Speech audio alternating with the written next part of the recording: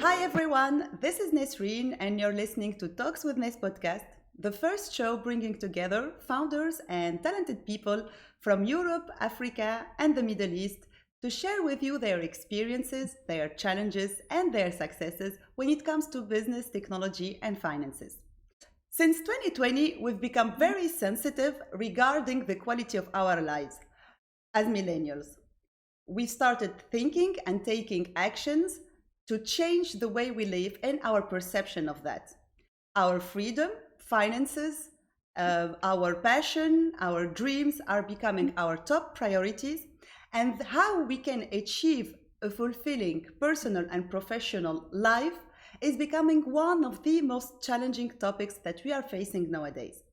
In today's episode, I'm happy and grateful to have with me Joe Barbour, a British solo founder who's joining us from Mexico to share his story and experience as a digital nomad, an active member of the Build in Public community, and an inspiring tech founder.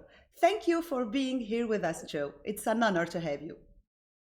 Thank you so much for having me. Aspiring, I like that. That's great. You That's are. the first thing I don't hear that very often, so it's very nice.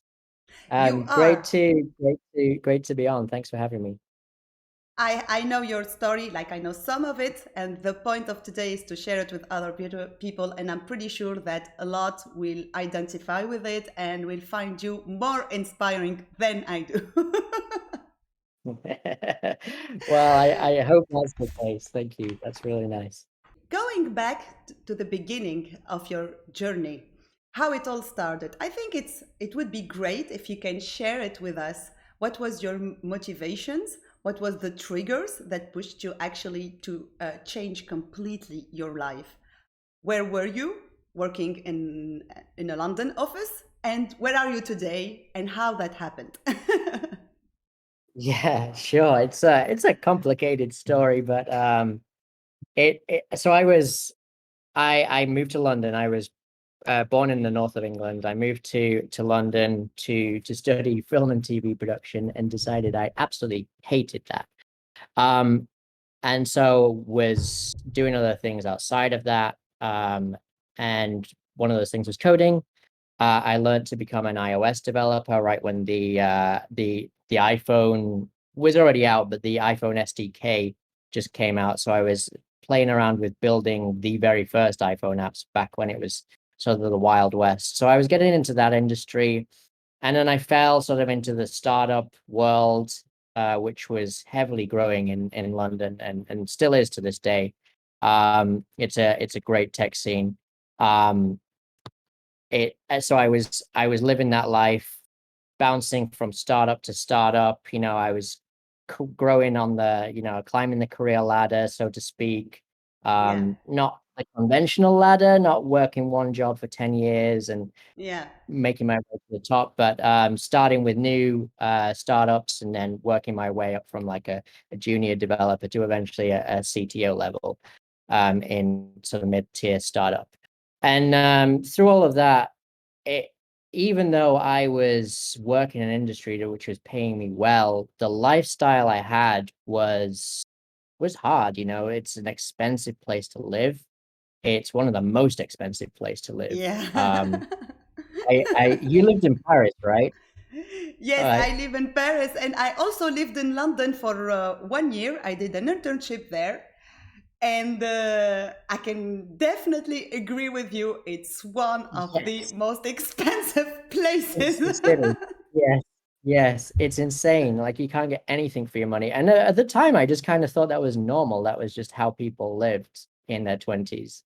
You Yeah, can't afford things. And I was surprised because I think I was like 20 years old, and I had my roommates. They all were working, having corporate jobs, but they were over 30s, and they were still living as a roommates. It was as a weird for roommate, me, yeah, I know. because it's supposed, like, when you're over 30, you're having a big job with big salary. You're not supposed to live with someone else and share a room. It's like weird.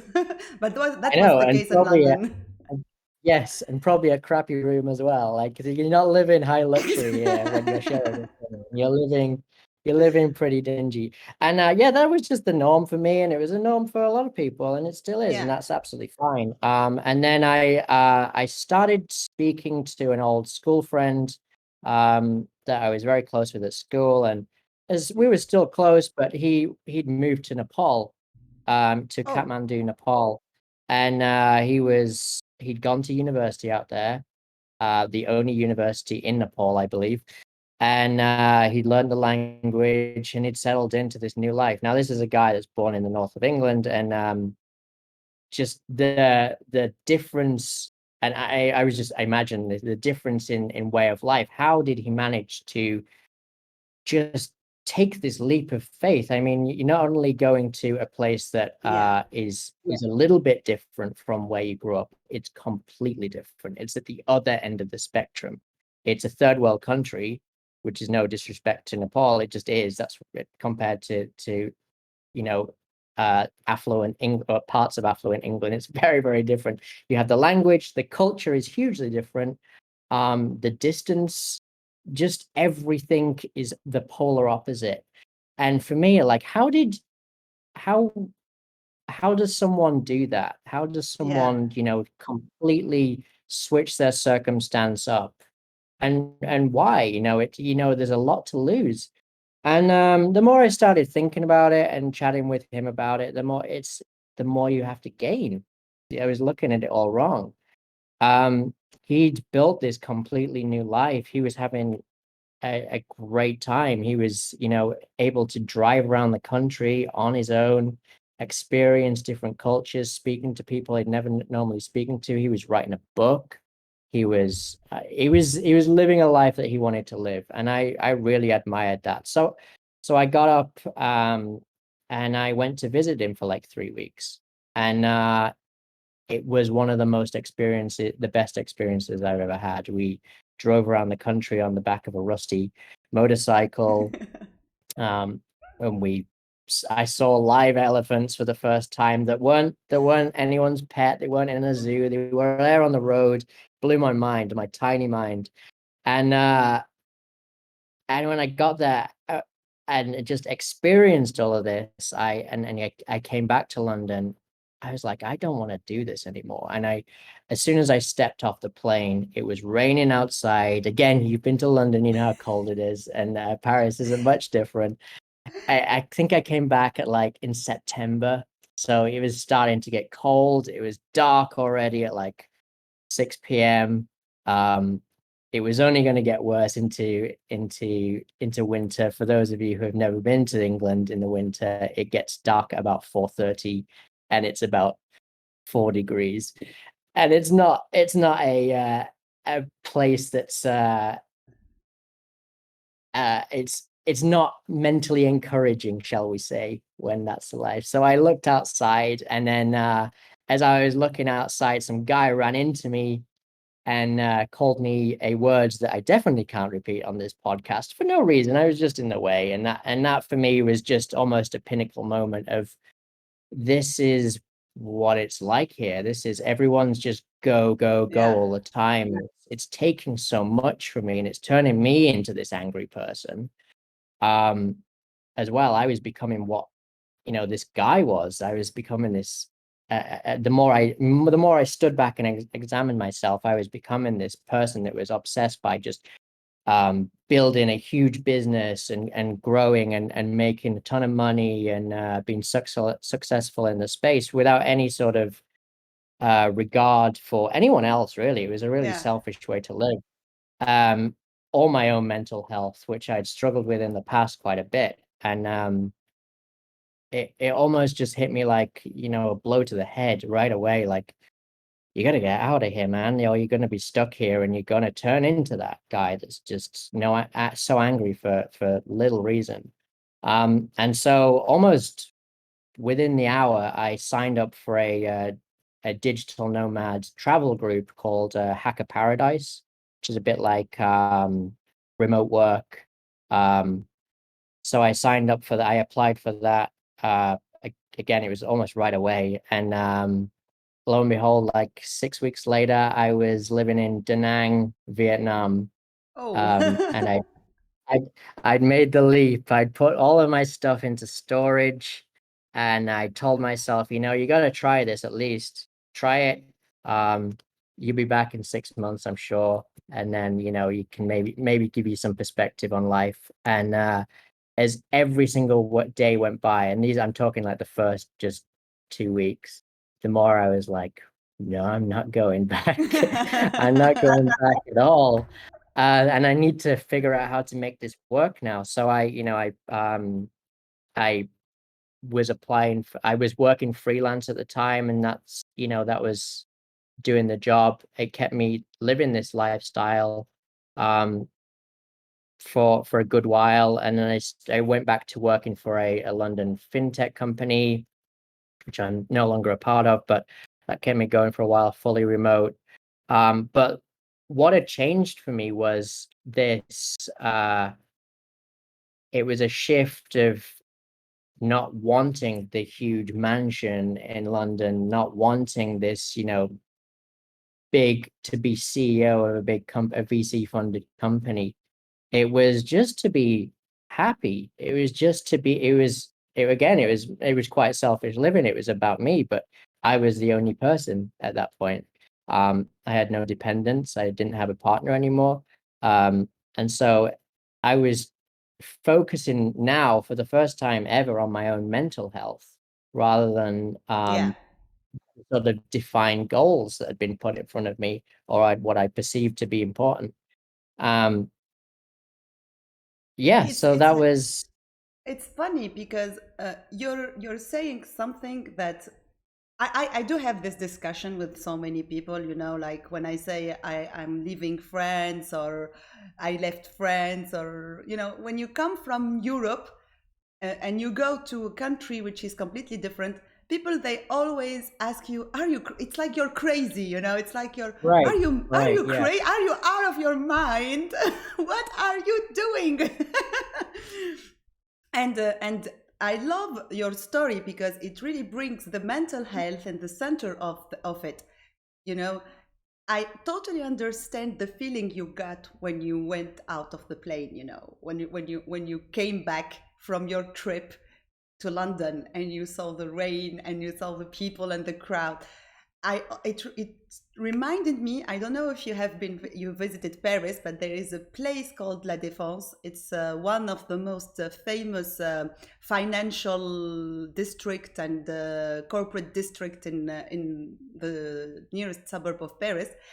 And there mhm, is like more than, I think there are there are trains, metros, buses, like all the public transportations, they go there because you can guess almost everyone living in Paris or in the suburb, they work there.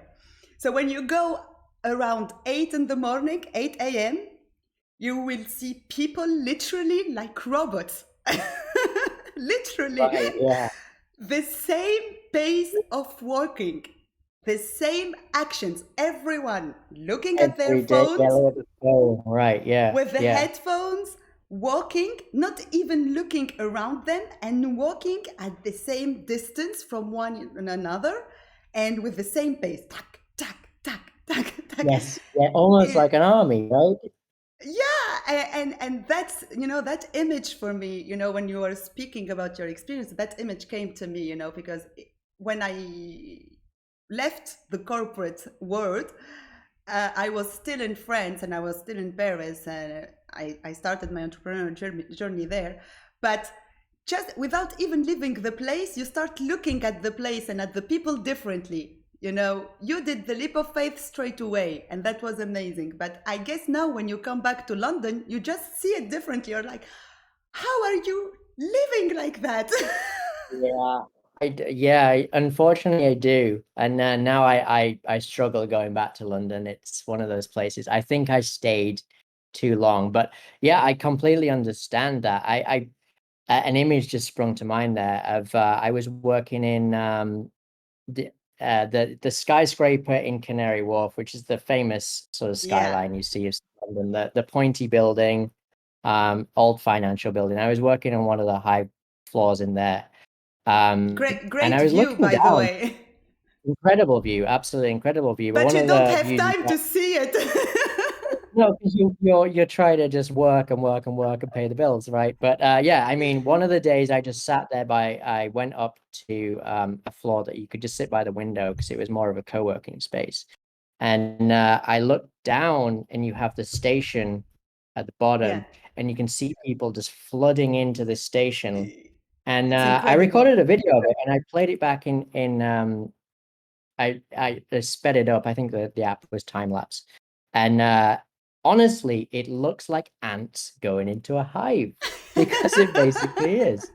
There's all these people just doing the same thing for one goal, and that's what ants do, right? Yeah. Yeah, absolutely. So why have you chosen Vietnam to start with? Was it because that was the job? You said that you applied for a digital nomad job, meaning that you could work remotely from anywhere. So why did you choose Vietnam? So no, it was a digital nomad group. So it was a group for people that were already working. I wasn't working directly for them, but they were already working. So I was contracting, and then a bunch of other people that I've met along the way. Usually in tech, but often can be like lawyers, Yeah. or they're writing a book, or just any different thing. So all these people come together in one group, and this company sorts out a location, has people on the ground, so it's easier. They sort out like an office space um, that you can work from, and there's good Wi-Fi and things, because infrastructure in tech obviously is important. So they sort of facilitate all of that together, and yeah. So the trip they were doing two legs. They were doing South America, and they do this every year. They do South America and they do Asia, and I really wanted to see Asia. I'd seen Nepal at this point, so I really wanted to see more of Asia. They were going to India later on, which is somewhere I wanted to go to. So I did that route, and the first trip was Vietnam, and after that was Thailand. There was Osaka, Korea, Osaka, Japan, and then Seoul, Korea was the leg I did, and then I kind of just drifted off on my own. That was about the time I met my now wife. I think it's very interesting what you're saying, because lots of people, they have no idea about what a digital nomadism is, how it looks like a lifestyle. If I meet so many people who want to, like, they are attracted by the concept.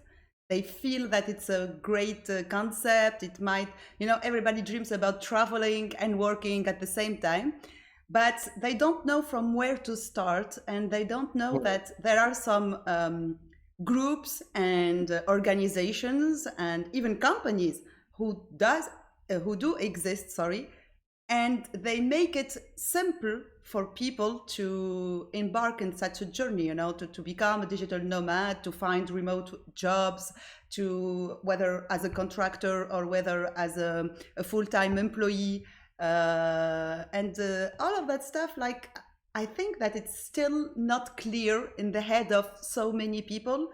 Even though they hear about being a digital nomad, they just think that it's taking pictures and staying in a hammock on the beach, and that's it. Yeah, But there is a yeah, whole organization behind it. How did you, there like, is. find Yeah. that? I don't actually recall. I think it came up as an advert at the time. Yeah. I was looking at people that traveled and traveled blogs and things like that, and it came up as an advert at that particular time. I think I knew someone that had done something similar, so I probably looked it up a little bit. I don't remember how it came about, but I Yeah. remember before I got back to London that advert came up on, I think it was probably The Instagram. inspiration. That was the trigger. And then I was like, yeah, it was an advert that worked very well for me. So whatever they were paying to convert on that, it worked very, very well because I was with them for like 6 months. But yeah, I for those people that don't know what those are, it's a group of people that come together in one place to primarily work, but it's more to socialize and experience that location, that culture. And and these groups are a great place to start. I would highly encourage that you do it on your own, but to sort of get into it, to do it one of these groups, I would say that's a great jumping off point, because the stuff that you may not know about these Yeah. locations, these people do. And also as well, the community, like it can be incredibly lonely. You give up everything. You give up your life. Yeah. Maybe it's only for 2 weeks, but you give up. For me, it wasn't, and for a lot of people on this trip, it wasn't. I'd given up my life. I didn't really want to go back to it. Sure, I had my friends back home, but they were living their own lives. So you're in another country on a completely different time zone, and it's important to have sort of a group of people around you that are Yeah. also in that same, and you really make incredible friends that way, because you're all going through the same sort of discovery period yourself, whether it's discovering yourself or a new country, or both. But it's you really meet some incredible people. Absolutely. And that's amazing because, like some people, they might be afraid, they might be attracted to this lifestyle, but they might be afraid of being alone or finding themselves alone in a country they know nothing about. Like I have a friend, she's always telling me, oh, I want to do that. I want to jump. I want to take the leap of faith, but I don't know. I'm going to find myself alone. I'm a girl. I don't know how to find a place to stay, where I can work, like co-working spaces, the good addresses, all of that stuff. So it's very great. It's great that there is these groups and these communities. I don't know when it all started, honestly. I have never been into digital nomad groups. I was always a solo. But Fair enough. More power to you. yeah, well, yeah, it was because of ignorance. I didn't know that these groups exist. It was not a Okay. choice. I Yeah. thought that if I want to live like that, I need to do it by myself, and you Yeah. know, let's do it by like that. But that's why I'm highlighting this point, because it's very scary as an experience. As you said it, you're closing your past, your life. You're saying goodbye to your loved ones, to your family, your friends, your habits, your routines, your references in life, I remember I was like, one thing I was frustrated about was Amazon. I used, like in France, I used to order Yeah. something, get it 2 hours later, 2 hours, I Yeah. had the guy in front of Yeah. my door. And then I went to places where there was, the internet connection was a problem. Yes, there's definitely no Amazon. Definitely not. Yeah. So, Yeah. like you lose your references, you say goodbye, and it's definitely a hard experience. And it can be impacting your mental health. So it's very challenging, I guess. How did you manage that? Like the fact of being with a group and having, like getting to know new people, having this community around you. Was it helpful or not? And to which extent? And do you think that it's really important to live this experience also from a solo point of view or not? Yeah, good question. I mean, in terms of mental health, I come from not living the best practices to then also not living the best practices. That wasn't an instant change. I wasn't living a sort of healthy lifestyle in any way. I was just living a different lifestyle. So for me, it took a while before I was able to sort of um, take a look at myself, and it was more learning how other people coped.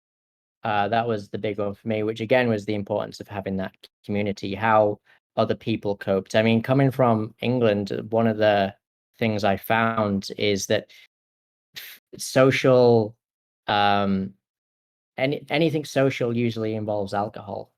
And it was interesting to me when you'd go out with a group of people um, from all around the world that that is just not the case at all. That Yeah. was difficult for me because it was hard to switch these things off a little bit. Yeah. Um, yeah, so that was hard. I guess over time, over a long period of time, I sort of started to look at different cultures and the people around me as sort of influence on how I lived. And some of that was good and some of that was bad. It took me a while to sort of get to the point where I am now. I'm like it's many, many years after I sort of started this journey. So it wasn't quick for me, and it certainly didn't solve the mental health issues. Again, you're living quite a lonely life at times. Yeah. um yeah. And sorry, the second part of that question was regarding Yeah, entrepreneurship. actually, yeah, I was saying that because, like many people think of the digital nomad lifestyle as a key to solve their mental health problem and solo issue, like being with themselves and all of that stuff. So having the community, it's a great way of starting to get involved and to engage in this journey, because yes, it does help you and you get inspired by the experience of others and by talking, Right. exchanging, and learning from each other. But I think it's euphoric, or it's a little bit unrealistic to say this is gonna, if I become a digital nomad, I will never have a mental health, or I'm gonna solve my mental health issues that I was feeling when I was in London for your case, or in Paris for mine, or all of that stuff, because that's definitely not the case. And that's something that people don't, um, I don't know if they don't want to talk about it, if it's taboo, or they don't want to admit it, because it's like admitting that the digital nomad lifestyle is not the solution. You are the solution. and That and that's yeah, you've hit on and an incredible point there. Sorry, yeah. please go on. Yeah, it was just to say that I like it, the last part that you said about I was having mental health issues when I was in London. Then I went to the digital nomad lifestyle. I had also mental health issues. It was different, but I still had to deal with that and to get back to myself. Can you describe how was it for you, like a little bit, just to, if someone is scared of that, or if someone think that the digital nomad is going to solve their problem of mental health as an entrepreneur, as a tech, because we all know that the tech industry is so harsh when it comes to mental Yeah, health, yeah, honestly. right. So Yeah. how was it for you, and how did you navigate that? Yeah, I guess that's a great question, by the way. I guess one of the things I hadn't expected these changes to fix anything.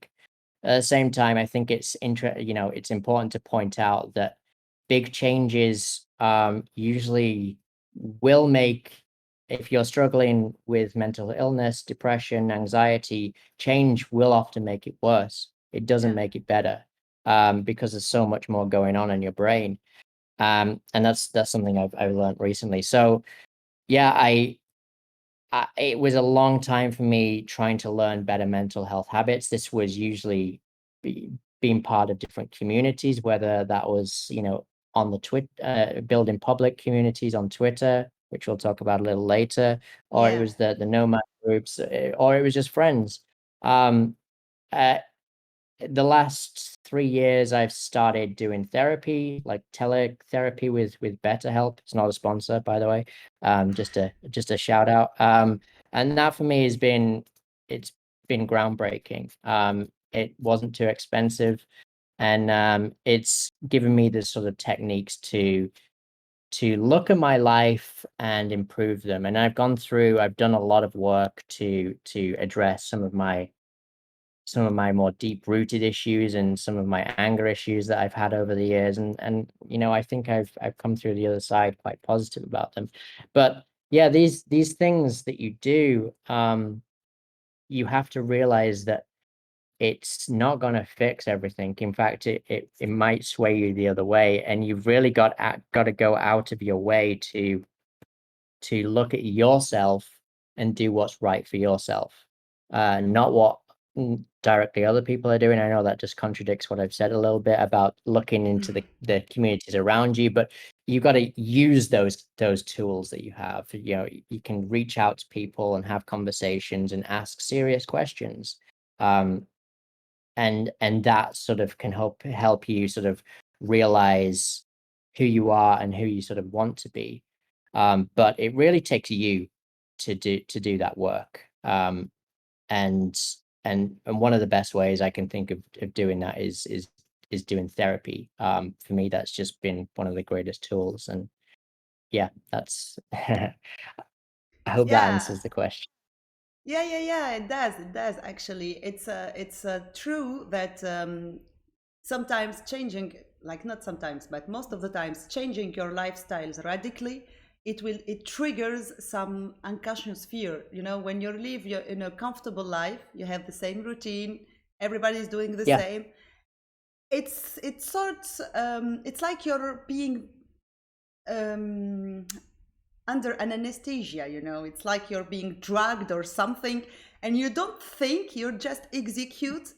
You know, you go you through do. your Yeah, journey, you go through your day with the same tasks and actions. You take loans because everybody's taking loans to buy houses. You know, it's normal. That's the comfortable zone. But when you step outside your comfortable zone and you start to realize that you are the owner of your life, you have control over it, and you want to do something that you love and live the way you want to live your life, it triggers your unconscious hidden fears, doubts, unresolved psychological issues, anxiety, and all of that stuff. So it's so you know, it's so sensitive, because since it does that, not so many people can speak about it freely as you do. And I think it does take so much courage of you to do that, you know, to speak about all these things today with us. But you know, at some point people might consider you as fearless, but I don't think you're fearless. I just think that you're transparent, honest, and saying the truth. And you maybe gone through some periods of time where you had like doubted your decisions, doubted your actions. When we hear your story, people might think, oh, he just took the leap of faith and went and followed his dreams blindly. But I'm sure it's not blindly. yeah. It cannot be, because um, it's alive. It has to have some structure, but it's courage. What people confuse maybe with blindly, it's courage.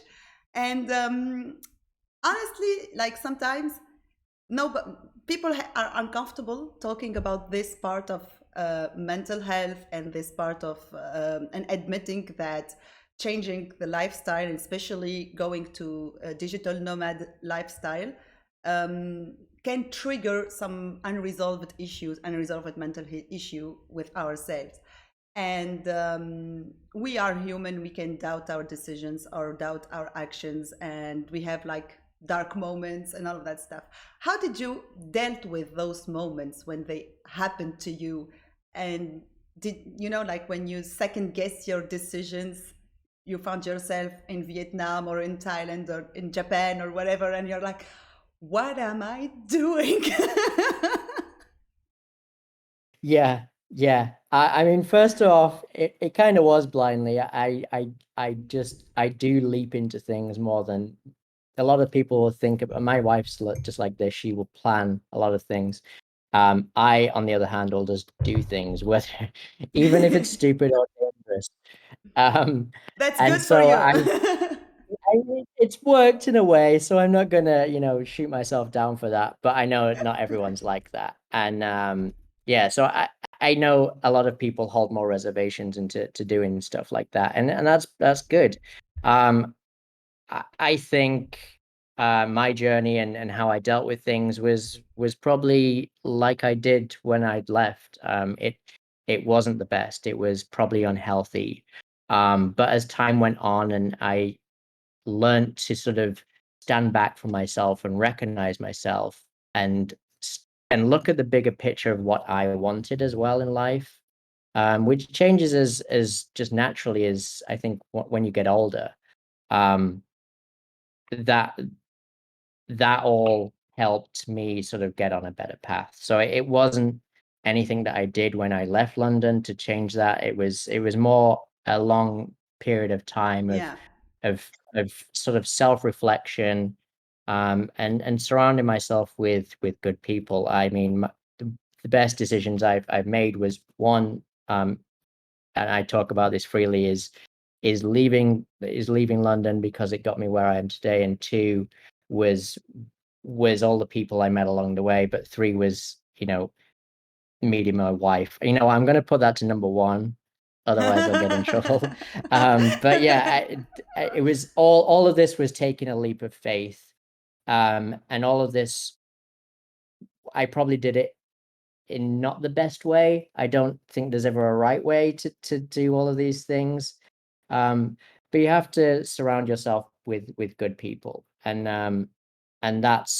that's where I've been successful, is surrounding myself with good people. And That's now I the can look power back of, at that. yeah, the power Yeah, yeah, of learning from each other, and holding back each other, like taking each yeah. other, holding the hands and working together.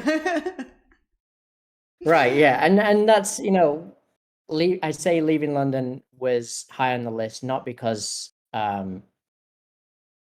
just the leave alone was something, but it took me out of a mindset of having a certain type of friendship group. Don't get me wrong, I've got great friends that I still speak to in the UK and London, but I had certain friends, which were very, very money focused, and weren't the best people to be around. And I'm no longer, friends with those types of people anymore.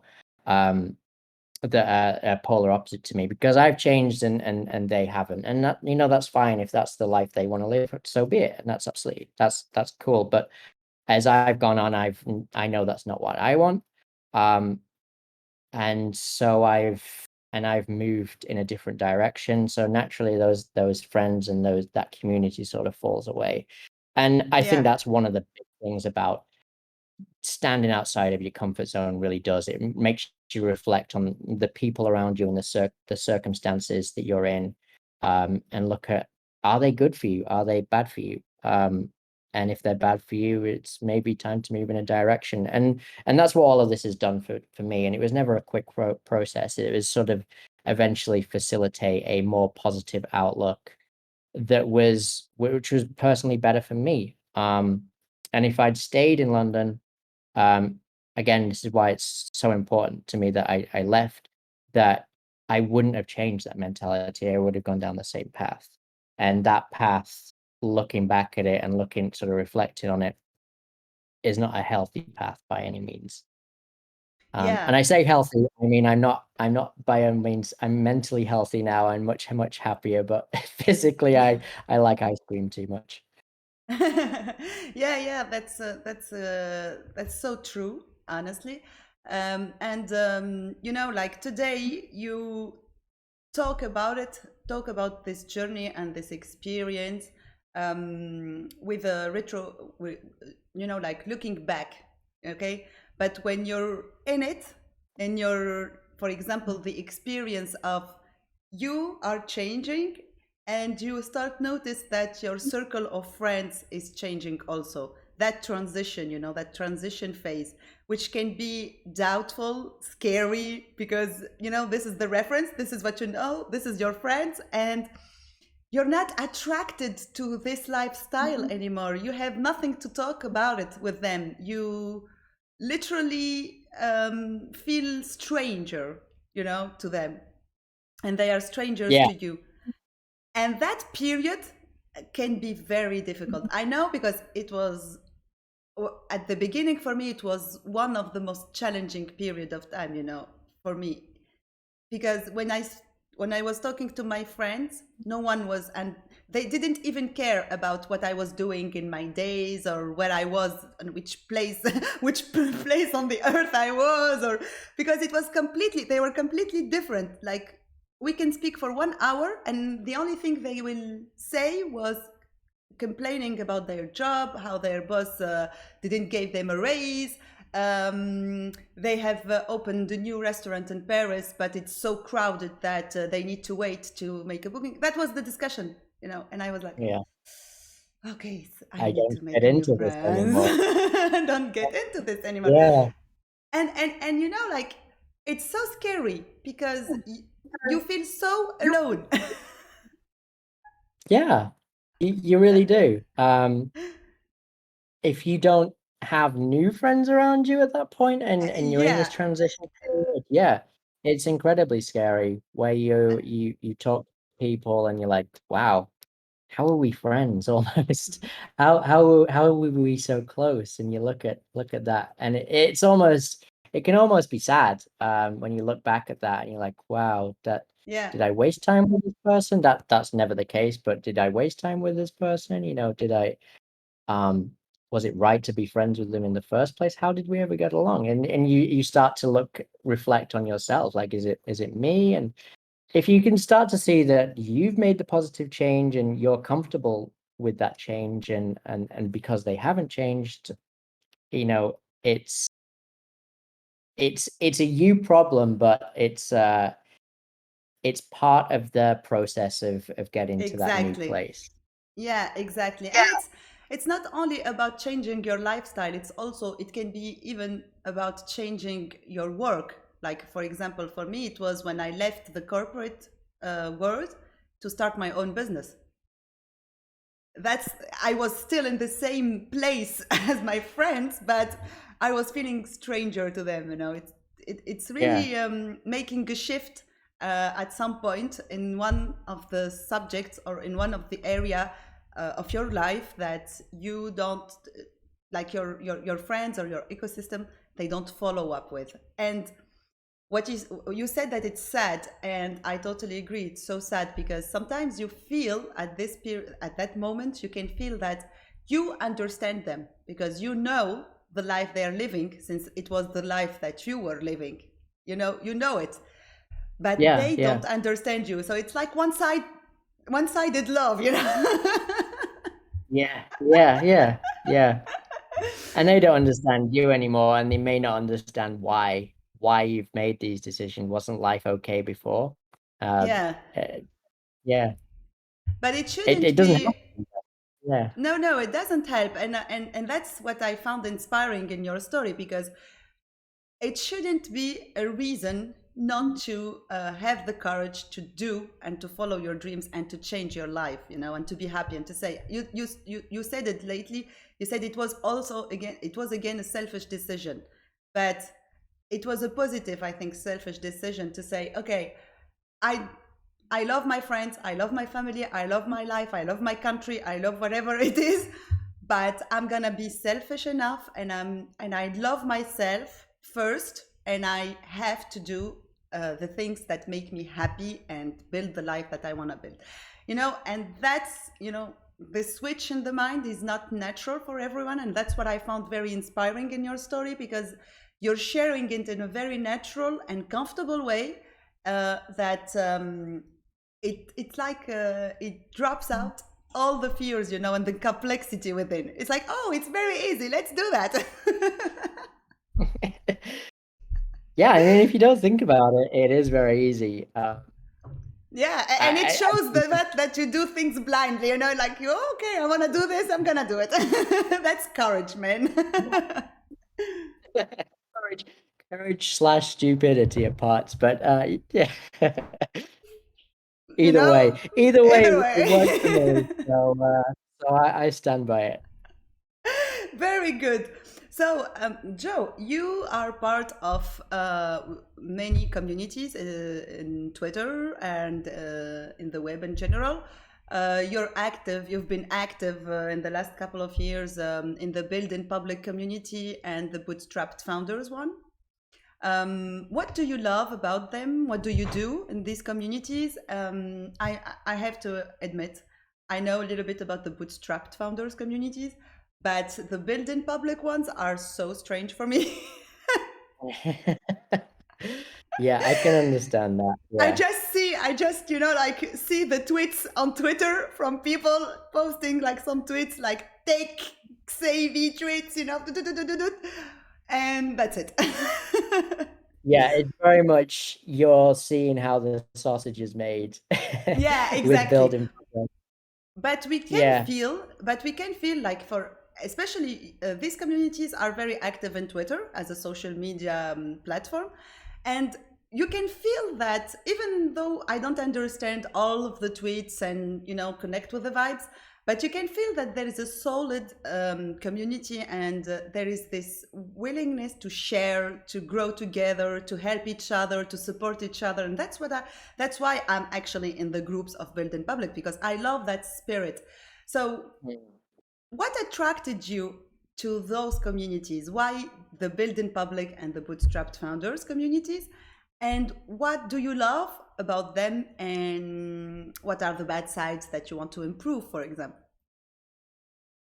Well, in all honesty, I kind of stumbled upon it. I left my job, um I think it was like last August, so it's like been like a year and a half.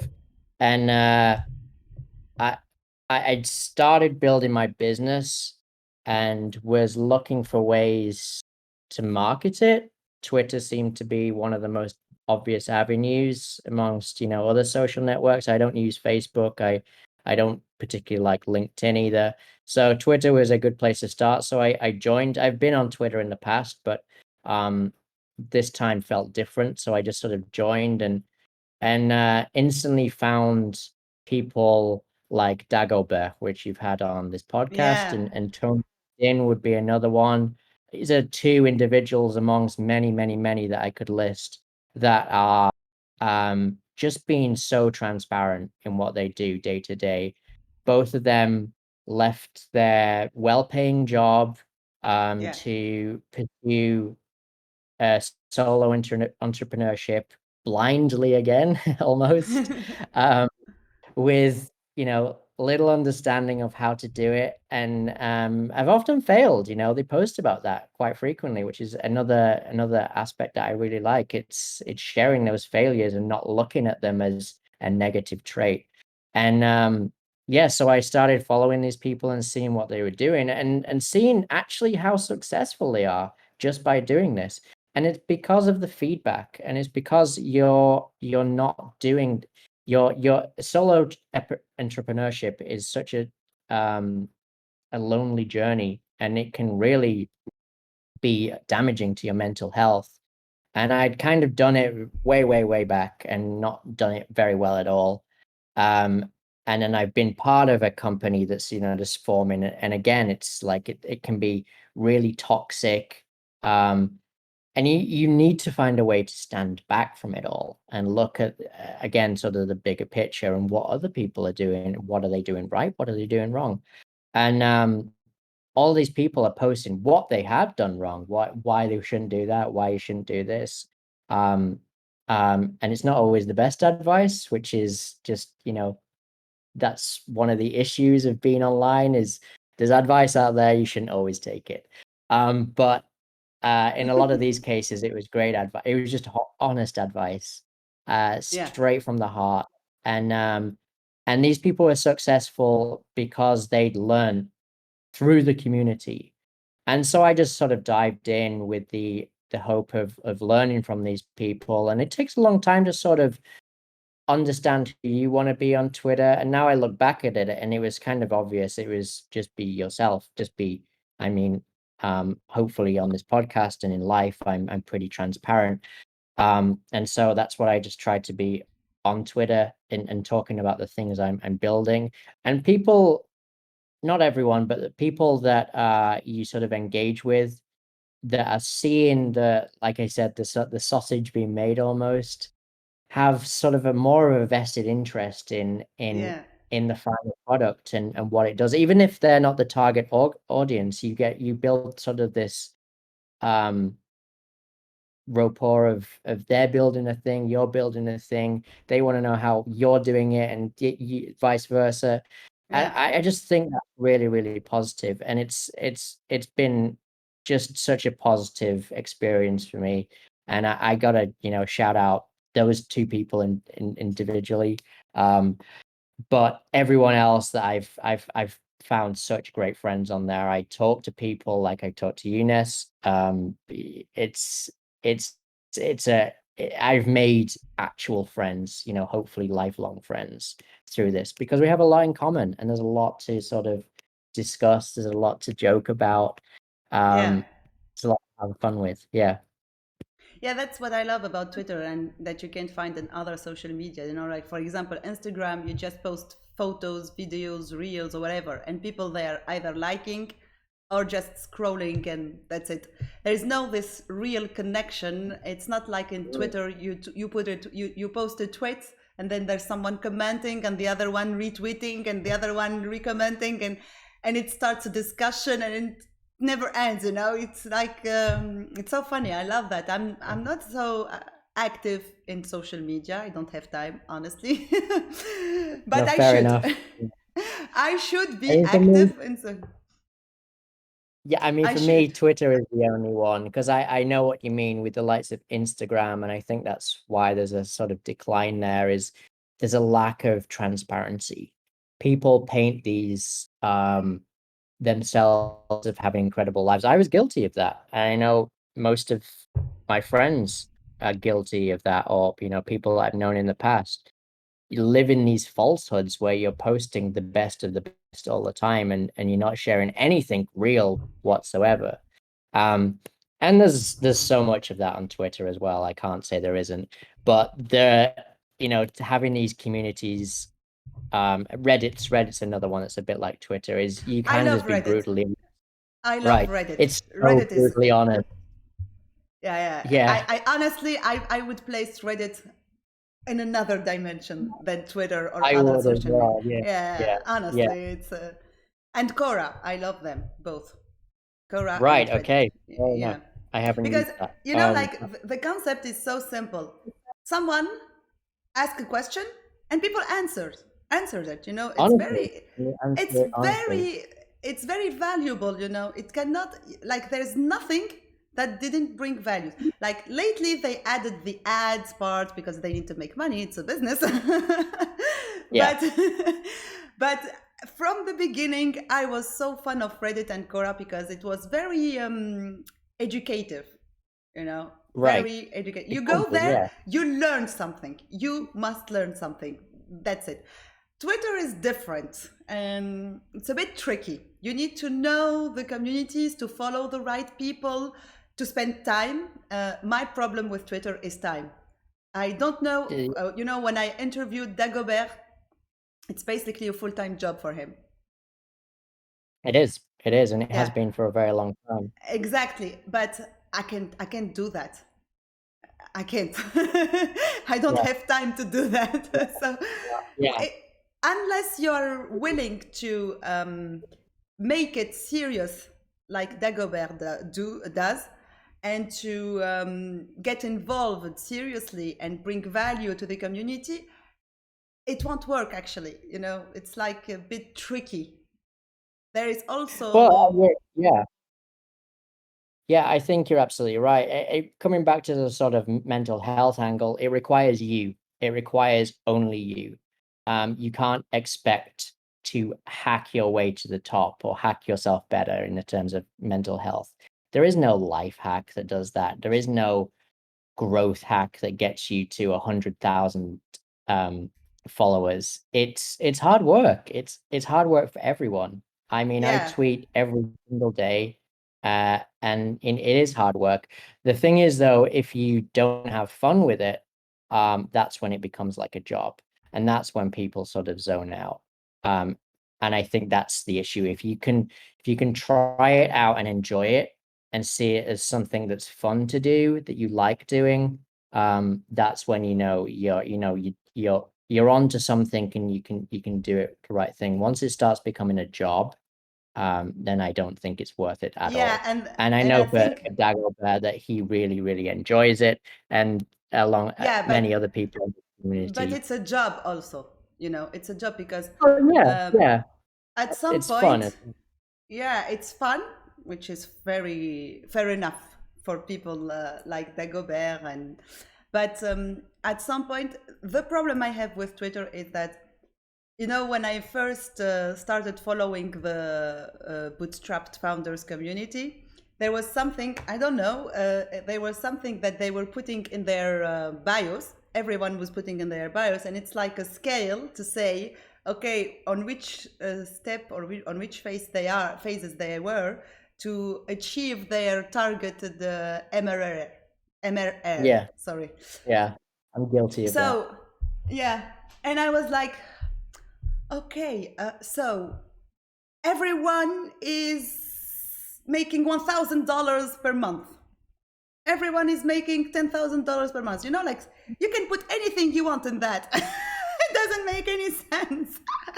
Not everyone is honest about those Oh elements. no, And yeah, when you're a solo founder, you're just starting the business and you start marketing your business on Twitter, and you just see that everyone is doing great because that's what they're posting, and you're like, okay, I just made $10 today. I'm gonna make $100 tomorrow. Maybe not. What's going yeah. on? But that's what So, I love about this community, though, is that I found people like just the other day. I'll shout him out, Pete.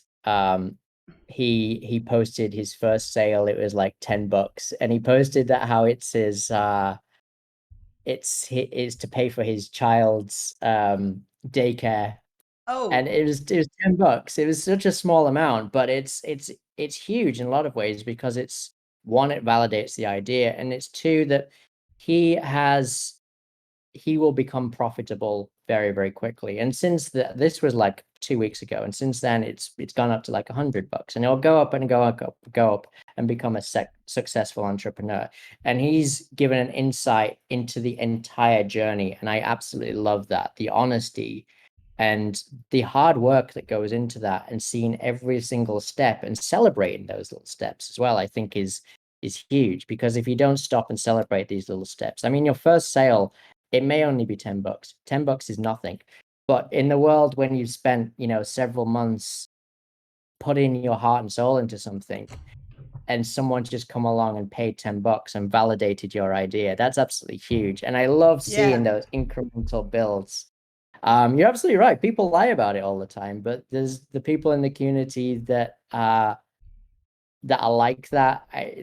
There's no point in lying. There's no point. It's just brutally honest way of building a business, and I think Yeah, it's but it's fascinating. that's why actually I think it brings it doesn't work. It works against the people who are honest.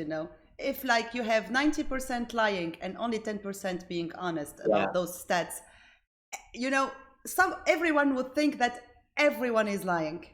They won't consider the 10% telling the truth.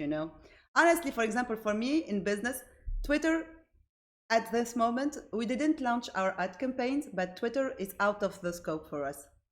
First, because of the chat bots problem. yeah, Second, because I yeah, understand the algorithm. And third, because I honestly don't want my businesses, like I've been working on my businesses for quite a few years now. I have zero social media presence, but I don't want my businesses to be dependent on a community or on an audience that I don't own. yeah. I mean, that makes sense. That makes And sense. like this summer, we talked about it with Dagobert and Lucy when I had them on the podcast. And like during the summer, for example, if you come to a point where you need to post a tweet saying, "I'm going to be off Twitter for 2 weeks," Yes, yeah, he will have to do that. that's that's very dangerous. That's very dangerous for the business because that means that you're dependent on an audience that you don't own. Yeah, but it was interesting when he was away. He's not the only That one. I a mean, lot of there was also Anna who did no, that. no, There was lots of people, especially in the build in public community. They do that. Like they post when they will be away. It's like giving your boss a notice. I'm on vacation right now. it was interesting in the case of Dagobert though, because a lot of people kind of missed him. It's weird to Yeah. say because because he's there all of the time. He's a bit of a staple, posting his mean ass memes.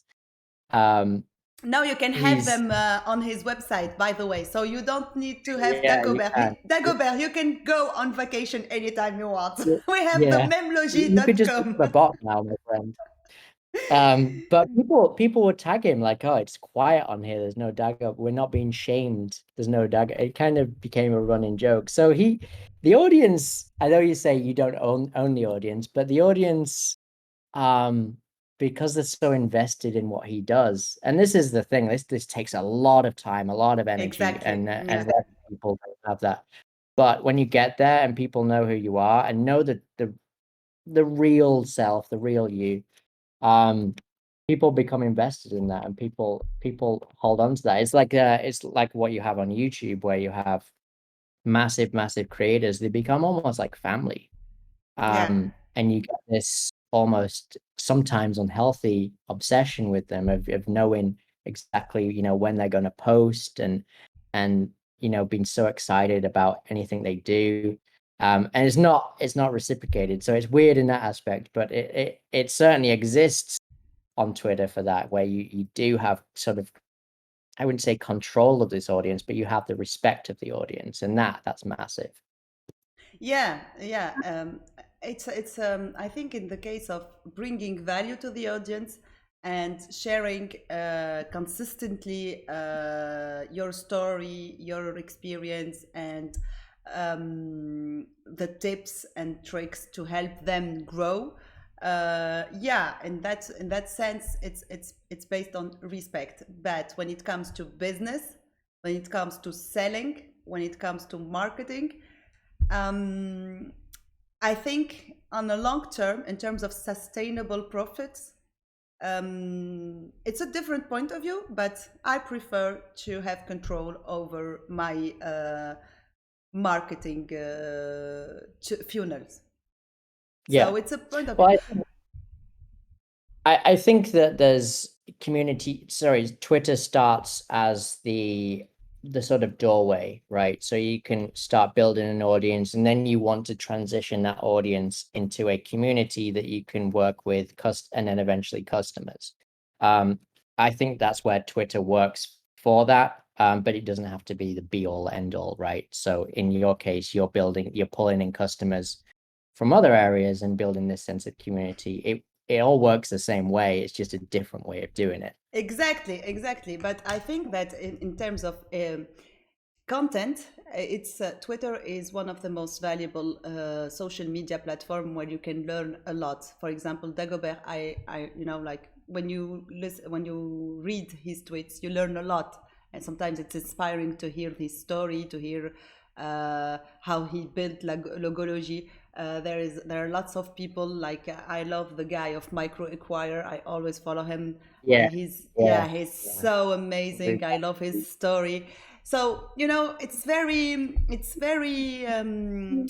it can be very uplifting in terms of mental health to follow the right people and to read their tweets and to be part of their communities, because it's very it helps you to go beyond the loneliness of being a solo founder.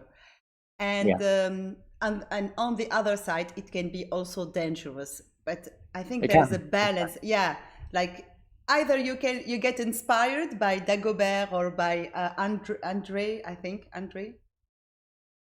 Andrew Gazek, Yeah, the founder of Barbour. Yeah. exactly. And either you get inspired by these people or you get pulled away from these people and being attracted to the scammers one, like in both cases you have to be very careful how in your usage of Twitter or any social media platform. Actually, it's the same everywhere, and how you relate your business to that. How was it for you? Like we have talked about mental health, but I think you had the best experience of Twitter, like you enjoyed the build-in public community, you enjoyed the bootstrapped founders. I have a different opinion about the bootstrapped founders, but anyway. But what was, like how, at which extent it helped you, like getting to know yourself, settling your business, learning from others, and moving little by little towards your goal of actually in business.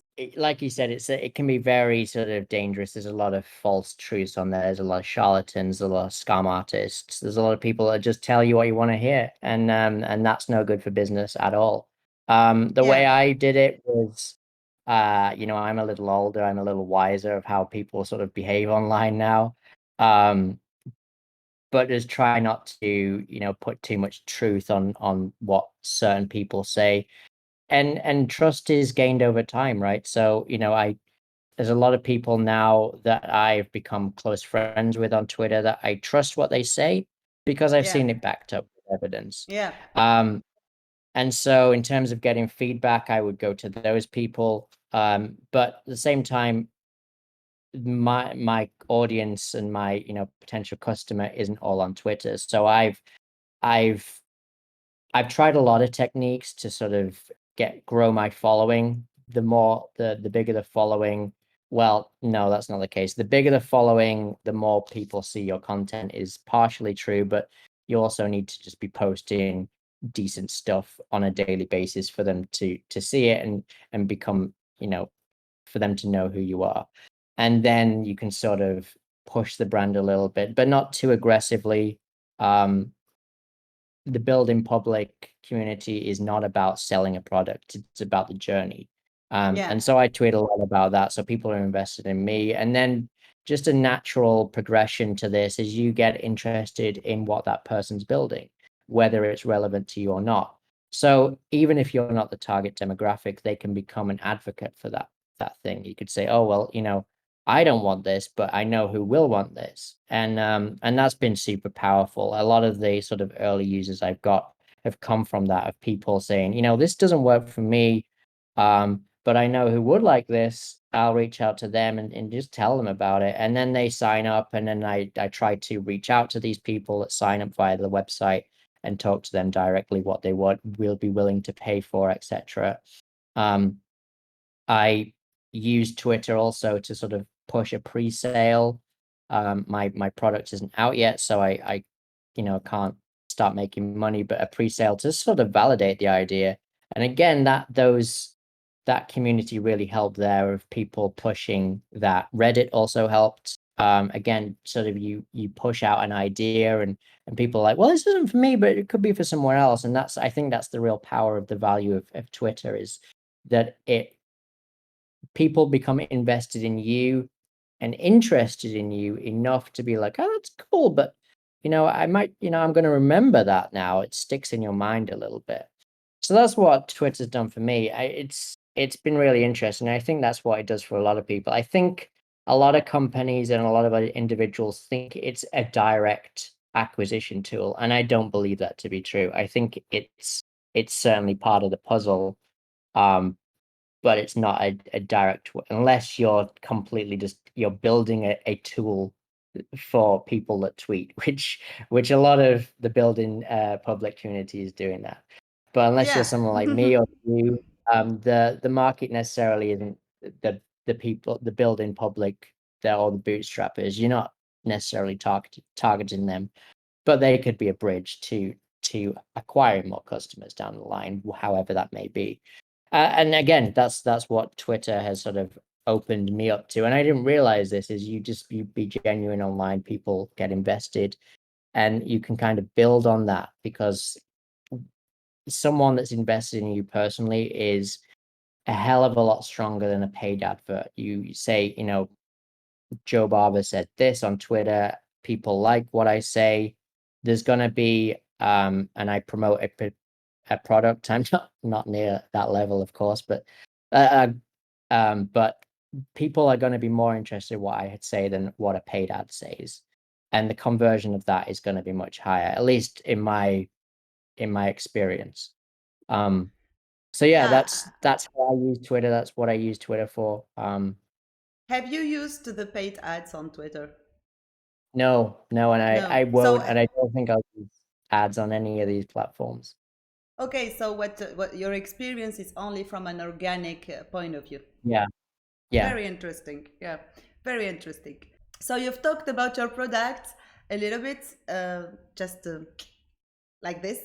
And you said it's not out there, but we don't know what you're building. So can you just Yeah, give yeah. us a great idea, like a small idea about what you're building right now? What are your future projects? And, if you can share some future events with us, that would be great. Yes, yeah, sure. So I've been building a productivity app. There's a lot of those in the market, so I don't want to say it's a direct productivity app, but I'm building a Mac-based app called Sprint Doc. It's essentially sort of mission control for your day. One of the issues I had with my last job was I was kind of stretched through, like, Google Calendar and events, meetings throughout the day, but then also like tasks. I was a CTO, but the company wasn't that big, so I was often in the weeds with the developers, playing with code, fixing bugs. But at the same time, at a higher level, I've got, other things to manage. So I was spread across like Jira and Todoist, Google Calendar, and one of those tools on its own is overwhelming. When you combine like 10, um, you have like 12 different tabs open. Absolutely. It just becomes chaos. So the idea was to sort of find a way to sort of merge all of these so it becomes almost digestible. I recently found out I have ADHD, so like focus and obsession and productivity is low for me to begin with. But I know this is like affects a lot of people. Is there's so many distractions from people, whether you're working from home or in an office. There's people tapping you on the shoulder. There's meetings you have to jump into last minute. There's meetings you have planned and you can't get the bit of code you wanted done, or the document you were writing done until later, and you get sidetracked with other things. And so I wanted a way of just sort of bringing all of these things together, these existing tools that companies and individuals know and love, and sort of simplify them and merge them all to bridge the gap between them. So Sprint Doc is it's a Mac app that sort of sits in your sidebar. It comes out when you need it. It has all of the tasks synced from currently we have Notion, Todoist, ClickUp, and Jira and Google Calendar. And they all pull into the app. And then you can just plan your day. At the start of the day, as soon as you open your laptop, it'll remind you to sort of plan your day, whether 4 or 5 different tasks that you want to get done. It has your events there, and your notes as well, which you sort of link all together. And then you can just access it, with a keyboard shortcut at any time of day. And you're like, okay, that's what I was doing. And I have a meeting coming up at this time. And then after that meeting, I'm get back to this task. And you close it away again and you get on with it. So that's Sprint Doc in a nutshell. And it And has a that's few more available bells. only for Mac user. It's only for Mac users. Yeah, unfortunately. Like I Yeah, said at the beginning of the I'm podcast. not happy with that. I am not Yeah. happy with that. Well, for you, I'll see what I can do. The Mac app has taken some time, so I'll see what I can do. Right now Thank it's coming out. you. Right now it's coming out for Mac later this year. And you can sign up to the sort of beta list at sprintdoc. Okay, guys, don't forget to sign up for it, sprintdoc.app, and be among the first to test it. So, thank you for sharing all these details about your product, Joe, because sometimes it can be sensitive, and I totally understand if people don't want to go deeper because of competition or whatever. So, you said that the reason, one of the reasons that pushed you to engage in this project and build this app was that you have been diagnosed with ADHD. Yeah. Can you talk a little bit about that? How was it for you, and what is ADHD? Because like for some people it's unknown. Yeah, sure. I mean, for me, it was very unknown. Sorry, I you think want I to might finish? have it. I think I might have it, but I don't know. I have I have attention and focus and all of that Right. problem. Well, maybe I'm not going to diagnose you, but TikTok will. You just go on Okay. TikTok and search ADHD, and they'll all tell you everyone has it. That's not true at all. And you should definitely seek out a medical professional to get that sort of Yeah, yeah, yeah, assessment. yeah, But yeah, yeah. yeah, Um, yeah.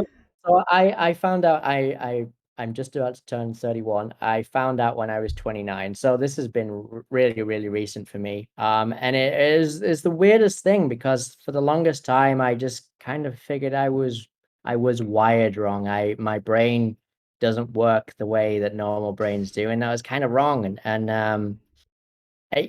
ADHD, at least in my case, and a lot of cases, it's is kind of all or nothing. And I saw a great tweet the other day. It was like ADHD is finding something difficult to start and then finding something difficult to stop. So you're so obsessed, you're so unmotivated by an idea that you will never do it, no matter its importance.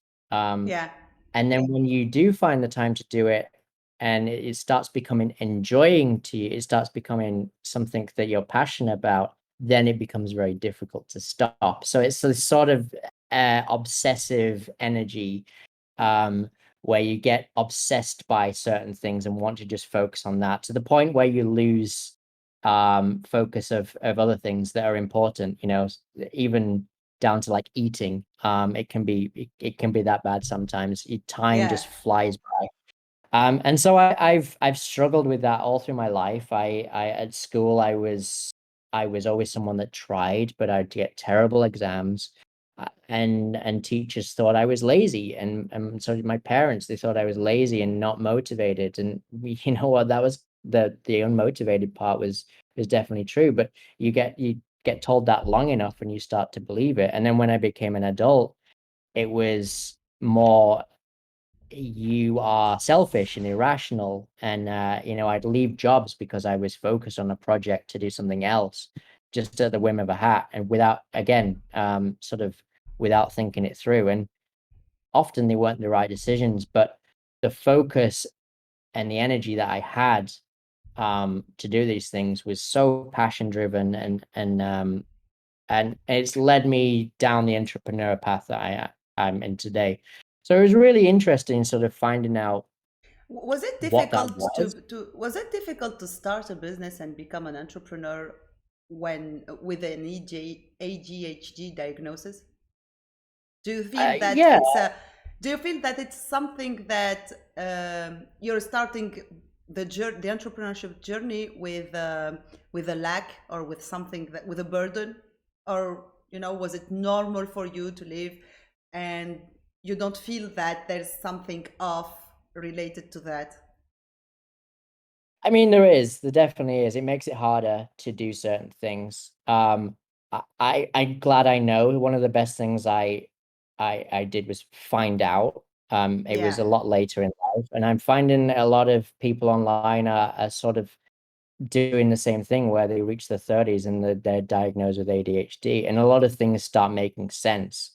Um, and with that, starting a business knowing that I had ADHD would be much easier than starting a business not knowing, because now I know myself, and I know what ADHD does, and I can learn, so try and overcome Adapt. those things. And you can Adapt, yeah, adapt, yeah. yeah, adapt the way you're working on your business, the way you're building your product, the way you're managing your personal and professional life, because your capabilities, your limitations, and like what works best for you. So again, it's a matter of accepting and knowing yourself.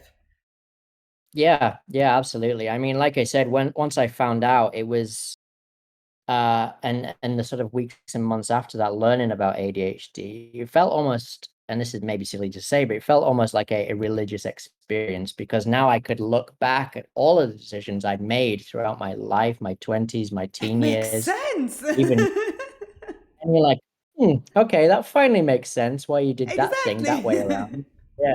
If only someone had told me earlier that this is a lot of adults struggle with this. It's not just me.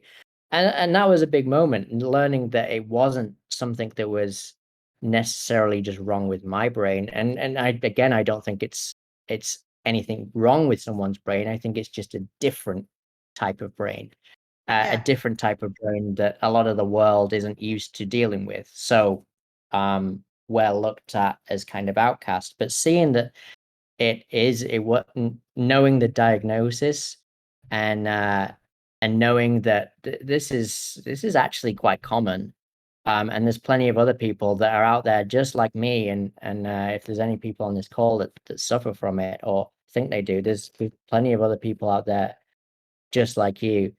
And then you can sort of learn from their experiences. You can learn from your own past experiences because of that, because I now know, I now have the clarity to know why I made these decisions. And they really, really help while building a business now, because I can focus on, I can look at the negatives and try and steer away from them before I get there. And the yeah, positives of sort of the obsession, I mean, that's really good in business as long as you don't burn yeah, yourself out. It is being yeah, passionate and driven, and so I try and utilize that aspect of, once I'm onto something, I'll just work until I'm, I'm exhausted. I don't do that too often, because that again sort of leads to burnout, which I know yeah.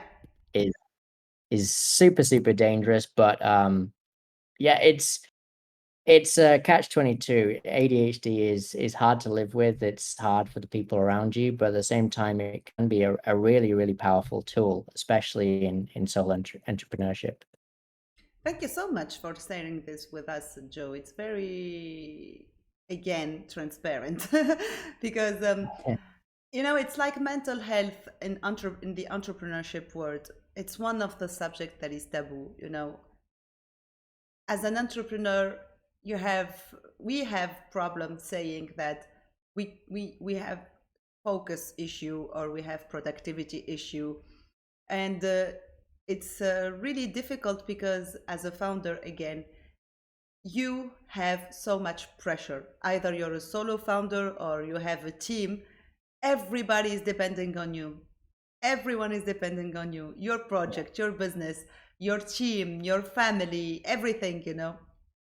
So when you say, it's like you're not allowed to be weak, and you're not allowed to say I'm vulnerable. You're not allowed to say I have this flaws, and I have this limitation, and yeah, I have productivity issue. It's like a red warning Right. flag Yeah.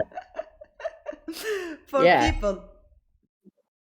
I mean, it certainly is in the corporate world. I think entrepreneurship, and you do see a lot of people with ADHD in the entrepreneurship space because they can't work for anyone else. It's so difficult. Exactly. Um, Even if they want to, it becomes, the mundane is ADHD's worst enemy. If it's boring and it's repetitive, even with the best intentions, you Yeah. will not do that task, or they'll take you forever to do that task. Um, and so, like, working in the corporate world where that is, it's certainly frowned upon, massively. So, and solo entrepreneurship is often the way that people go because they have control of what they want to do. Yeah. It's really, really interesting. Yeah, yeah, yeah, absolutely. Just like the risk is to fall for the pressure and to miss the balance, the balance part, Yeah. not to burn out, not to procrastinate Yes. 100%, just to adapt, to Yeah. remember, because that's the danger of being a solo entrepreneur with ADHD diagnosis, is that you have no one to balance you need to learn how to balance yourself. you It you does. have control over your agenda, over your day, over your tasks. So sometimes you can like spend 72 hours working, no eating, no sleeping, nothing. And sometimes you can spend just a whole week watching Netflix and sleeping. Yeah. Yeah, it can very much be like that, and solo entrepreneurship gives you the freedom to be able to do that, whereas a corporate job doesn't. You can't Doesn't say, exactly. you can't call in and say, I'm not feeling it this week, I'm going to take a week off. It just Yeah. doesn't work like that. So it just you Which, just have to like you just have to know that okay, this week is the Netflix week. Next yeah, week is gonna yeah, be the building. yes, yeah. Yeah, and that's that's the way life is though. It's balance. It's finding balance, and just entrepreneurship and ADHD just makes that often more complicated, or at least just it's in a different vein. Yeah, different. Um, trying to- yeah, of trying to figure out that in a different way. Um, I mean, when I'm not feeling working, I don't, and I try to spend time with my newborn son and my wife and my dogs, and that's great, And then Yeah, when I am motivated, I'm able to work, and I'm super super lucky that I have the luxury of being able to do that. yeah, absolutely. You're lucky. So, Yeah, I am. I'm very lucky. so if can you share some tips or advices to people who want to engage with a digital nomad lifestyle, who want to build a business and they are struggling with mental health issues? They're being diagnosed with ADHD, or like what can you share? Because your experience is so rich, so rich at different levels. So, anything that comes to mind that brings the next generation in the entrepreneurial world, in the freedom world, in the living your best life world. Yeah, I mean, I think the Gen Zs are really getting there with that. As you don't have to follow in your parents' footsteps and work a corporate job. It's really cool to see this other next generation of developers and solo entrepreneurs building things on their own terms. Yeah, But I think for sort of the millennial crowd, um, yeah, we are that in the listening. middle of that. Yeah, yeah, where we were taught to, it's important to get a 9 to 5 job and work your way up the career ladder. And that's what a lot of people want, and that's absolutely fine. Yeah, For me, that wasn't the life I wanted, and ADHD sort of certainly didn't help on that. yeah. Um, what I'd say to those people is, this is bad advice. Don't overthink it. Just do. So maybe do think it. Maybe don't listen to that advice and do think about it a little bit better.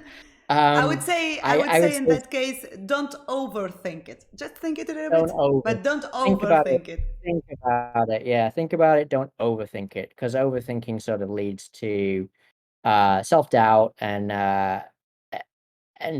telling yourself why you shouldn't.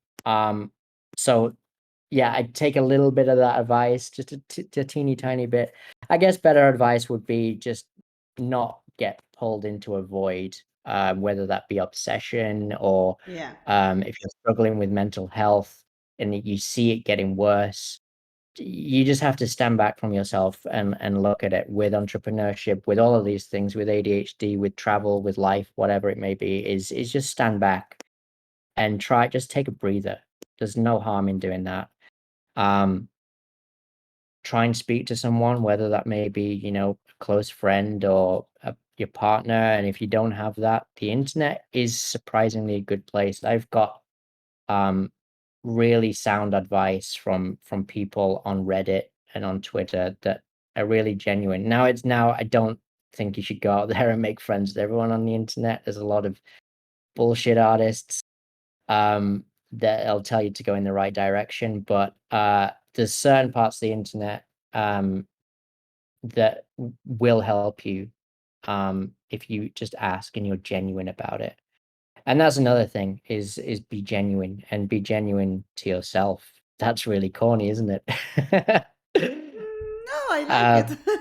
you like it? All right, all right. Well, I'll end with the corny bit of advice. Be genuine to yourself, Yeah. and don't overthink it.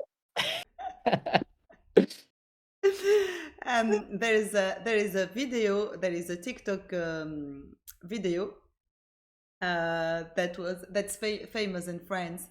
It's called the new rich generation. Okay, they don't care about fashion. They don't care about expensive stuff. They don't care about owning stuff. They just do care about time and freedom. Right, yeah. That's the new rich.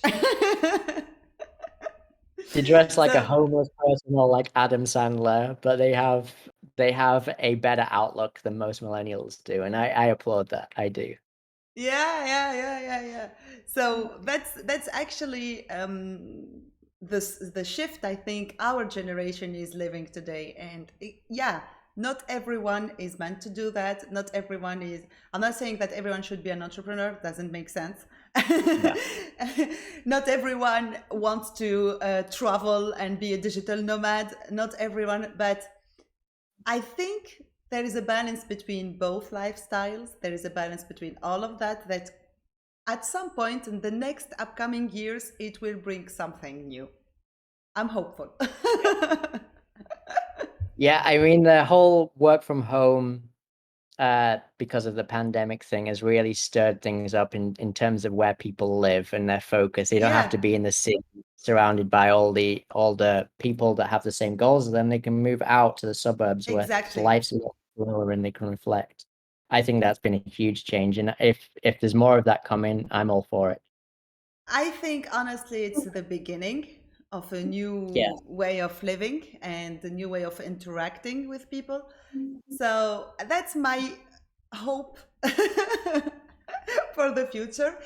And when I talk to people like you, I even that sometimes I feel that I'm very illusionist about my hope. But when I talk to people like you, I'm like, no, there is hope.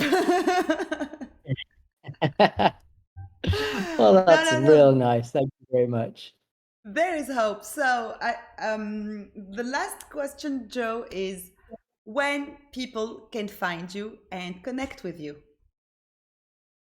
Yeah, sure. I mean, the only place I am really active on is Twitter, and you can find me by Mojito Joe.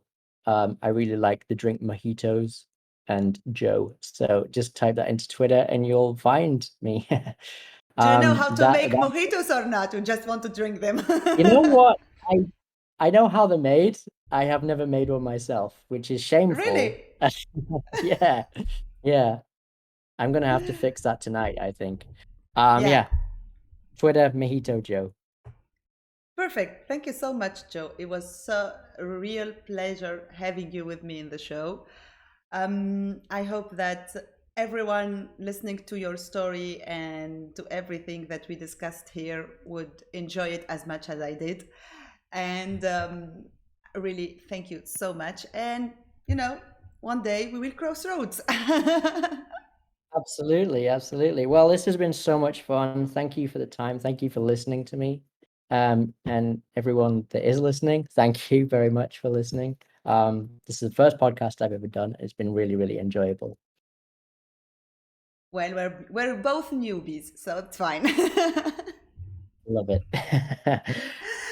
Thank you so much, everyone. This was another episode of Talks with Ness podcast. I hope you will enjoy the talks with Joe and see you next time. Bye bye.